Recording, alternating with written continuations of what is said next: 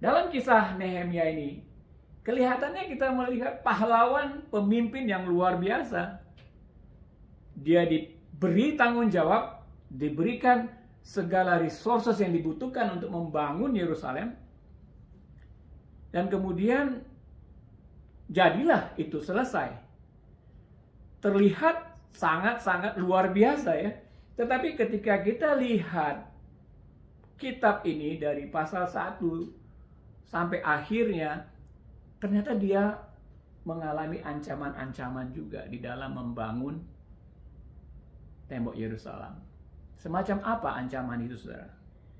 Saya mau memperkenalkan dua nama, Sanbalat dan Tobia. Sanbalat dan Tobia ini dari awalnya mereka ini sebagai orang yang menghalang-halangi, yang mengancam pemulihan tembok Israel. Di Nehemia 2 ayat 10 ini dikatakan ini bukan orang Israel, tapi di kondisi Yerusalem pada waktu itu yang hancur, orang-orang sekitarnya itu bukan orang-orang dari Israel, ada juga yang campur, yang akhirnya menghasilkan orang Samaria gitu, kawin campur. Tapi ada yang disebut orang Horon dan Tobia ini orang Amon. Mereka ini dari sekitarnya, dan dikatakan di sini mendengar hal itu, mendengar rencana Nehemia, mereka sangat kesal karena ada orang yang datang mengusahakan kejahatan orang Israel.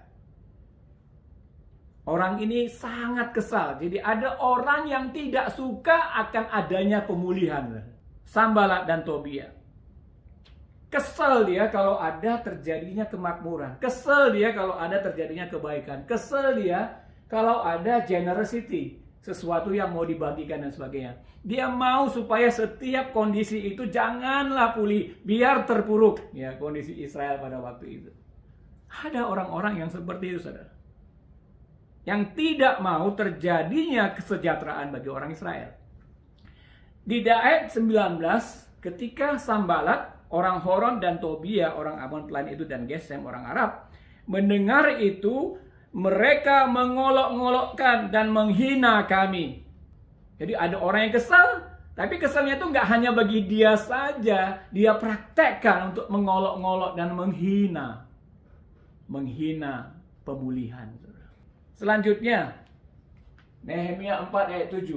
Terus kita lihat bagaimana Sanbalat dan Tobia ini menjadi topik yang mengesalkan sebenarnya. Kalau saya katakan, tidak dikatakan bahwa Nehemia itu kesal ya, tapi saya percaya ada kekesalan luar biasa bagi Nehemia.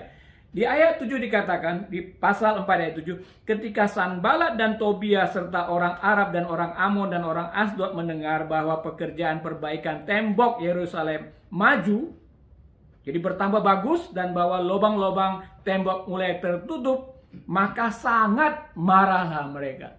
Jadi ada kemajuan pun ya, bukannya mereka nyerah, tapi akhirnya ingin untuk melakukan lagi penghalangan, ancaman terhadap kemajuan pemulihan tembok Israel itu.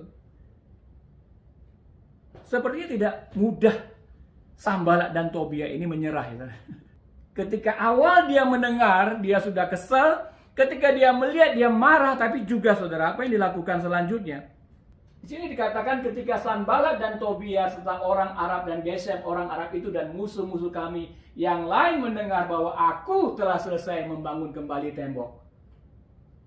Temboknya sudah beres, tidak ada lubang. Walaupun sampai waktu itu di pintu-pintu gerbang belum kupasang pintunya.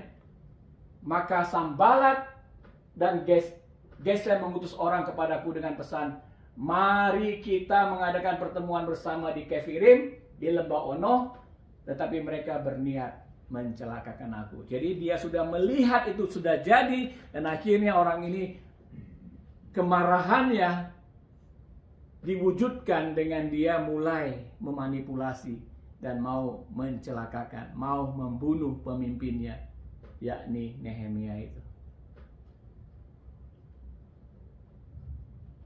Nehemia 6 ayat 5 dikatakan, lalu dengan cara yang sama untuk kelima kalinya Sanbalat mengirim seorang anak buahnya kepadaku yang membawa surat terbuka. Yang pertama, Nehemia katakan tidak. Yang kedua, tidak. Saya tidak mau kompromi dengan kalian. Lalu yang kelima di ayat 5 ini dikatakan dengan cara yang sama untuk kelima kalinya Sanbalat mengirim seorang anak buahnya. Kelihatan sekali konsisten daripada ancaman itu terhadap Nehemia, saudara. Di ayat 12-14, karena ku ketahui benar bahwa Allah tidak mengutus dia, ia mengucapkan nubuat itu terhadap aku karena disuap Tobia dan Sanbalat. Jadi ada orang yang bekerja di bait Allah, mulai disuap gitu untuk dia menjadi takut Nehemianya. Mau ditipu gitu loh. Ayo kita sembunyi saja di bait Allah, nanti kita kunci gitu. Padahal Nehemia itu bukan imam, bukan nabi, dia tidak bisa masuk ke bait Allah gitu. Ternyata itu ada orang yang disuap oleh Sanbalat dan Tobia. Karena kalau dia masuk ke bait Allah, dia mencelakakan atau menjelekkan namanya sendiri. Masuk ke bait Allah. Ya Allah, ku ingatlah bagaimana Tobia dan Sanbalat masing-masing telah bertindak. Pun tindakan Nabiah, Yotnoaja dan nabi-nabi yang lain yang mau menakut-nakutkan aku. Jadi ada banyak sekali orang dalam kondisi Nehemia melakukan pemulihan yang mengancam terjadinya pemulihan. Saudara, gambaran apa yang kita lihat dari karakteristik musuh pemulihan tembok Yerusalem ini? Gambaran yang pertama yang saya usulkan, saudara, bahwa ancaman dari musuh ketika kita melihat batu nisan kita akan seperti apa. Ancaman dari musuh adalah mereka tidak mau kita bisa berhasil seperti yang tertulis dari batu nisan apapun yang kita ambil. Dia tidak mau kita berhasil. Yang kedua, ancaman musuh itu konsisten, terus-menerus melawan kita. 5 kali. Bahkan segala cara diusahakan gitu. Jadi kita melihat bahwa kalau kita mau melakukan atau masuk di dalam pemulihan, tidak gampang, saudara. Ancaman ini selalu ada. Wahyu 12 ayat 10 katakan pendakwa siang dan malam gitu, iblis gitu. Mendakwa kita siang dan malam. Kemudian ancaman musuh itu juga dilakukan berkelompok. Sering kan, saudara, kalau kita lihat kayaknya minggu itu kita sial banget gitu kan. Di kerjaan kita merasa ada orang yang gak suka pekerjaan kita, atau kita gak bisa fokus sehingga pekerjaan kita pulang ke rumah, mungkin ada masalah dengan keluarga, besoknya lagi ada sakit dan sebagainya gitu. Jadi bukan hanya satu orang yang diserang, tetapi ada banyak aspek daripada kehidupan kita yang diserang. Ancaman bahkan menggunakan orang dalam, musuh dalam selimut. Karena ini orang-orang nabi gitu, yang mereka disuap untuk menipu, menghalangi pekerjaan Nehemia, saudara. Dan ancaman itu sifatnya menghina, melemahkan semangat kita. Juga kalau kita lihat, saudara, apa yang kita alami itu ya, ancaman, hinaan, olokan. Musuh kita memang bukan darah dan daging, bukan manusia itu. Tetapi kita melihat setan itu juga kesel gitu loh. Kayak setan itu punya perasaan marah gitu bagi kita. Jadi kita jangan lihat aja hasilnya, tetapi orang-orang ini sebenarnya kesel kalau kita melihat. Kalau dia melihat kita maju. Kalau dia melihat kita kembali kepada firman Tuhan. Kembali kepada pemulihan. Dia kesel sama kita, saudara. Dan ancaman itu juga berniat untuk membinasakan. Kalau mentalnya tidak bisa dikalahkan, ya tubuhnya juga akan dibinasakan.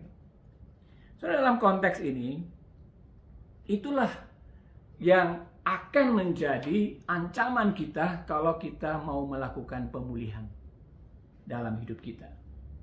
Karakteristiknya sama, saudara.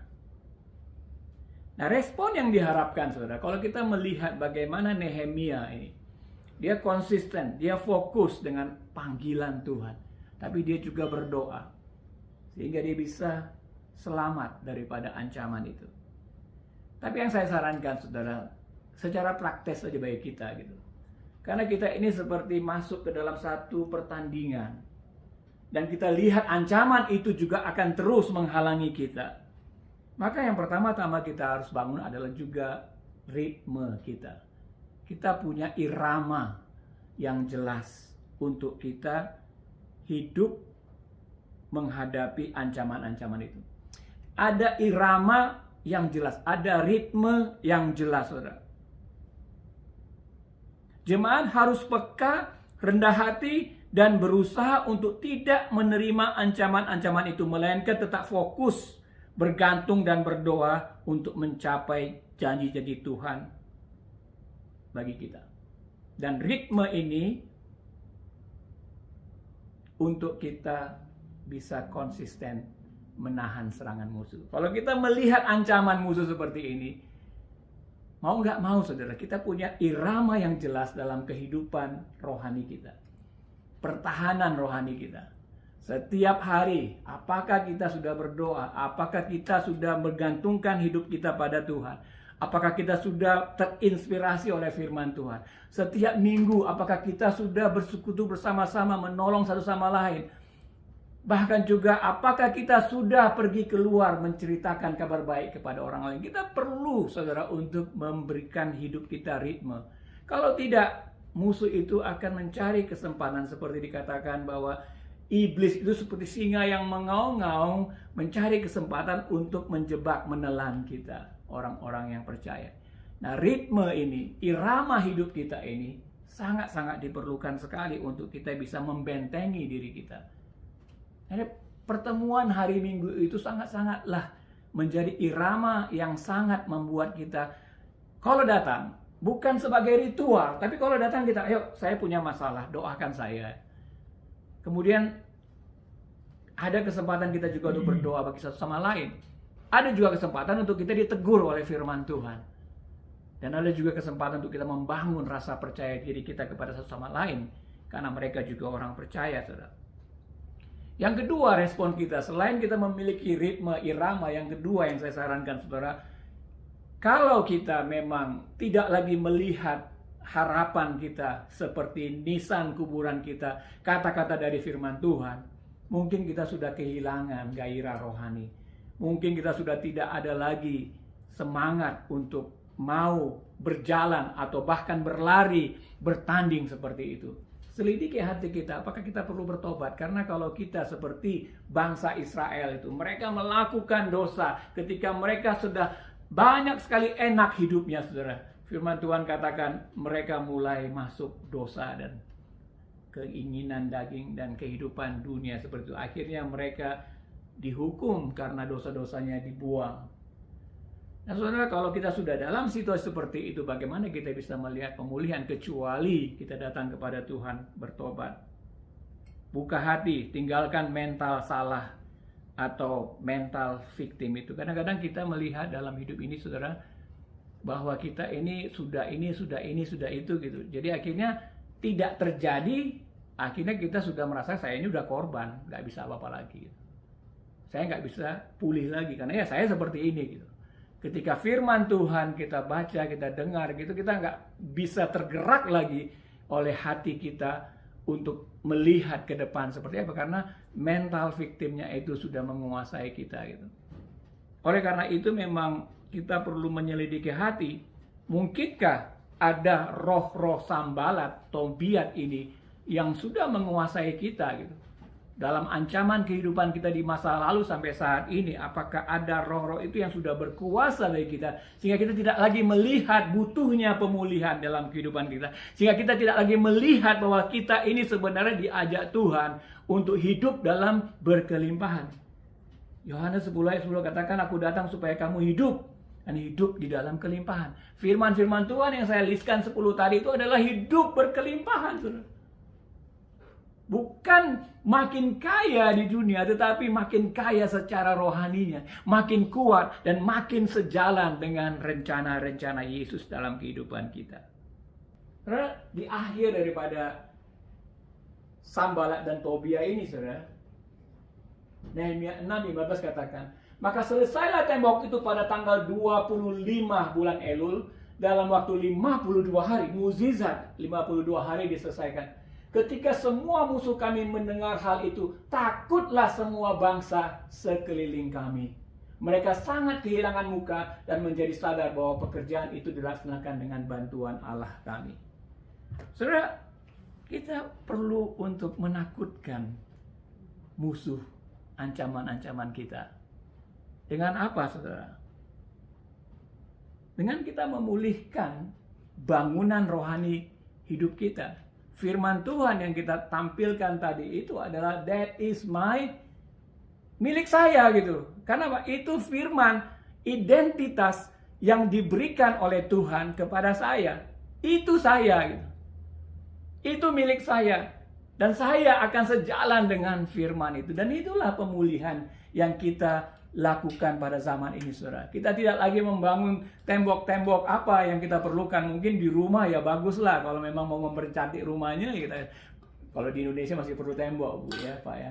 Kalau di sini kelihatannya nggak perlu tembok. Nggak tahu Pak Irwan punya rumahnya ada tembok nggak? Nggak ada kan depannya? Sampai kiri kanan ya. Privacy lebih banyak orang bilang, tapi bukan tembok untuk menghalangi ancaman musuh. Ya, saya percaya, saudara, bahwa kita ada kesempatan untuk melihat ke depan pemulihan rohani kita.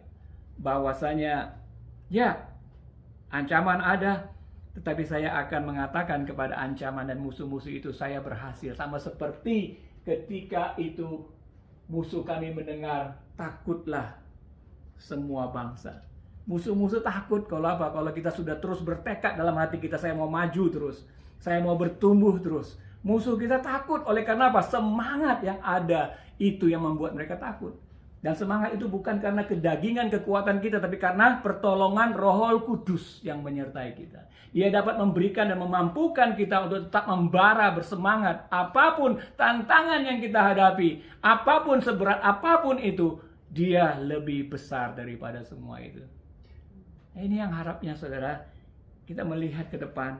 Inilah yang menjadi harapan Tuhan bagi kita semua. Sehingga kita bisa menyebut diri kita sebagai anak-anak Allah. Kita ini ciptaan baru dalam Kristus. Yang lama sudah berlalu, sesungguhnya yang baru sudah datang. Amin, saudara. Amin.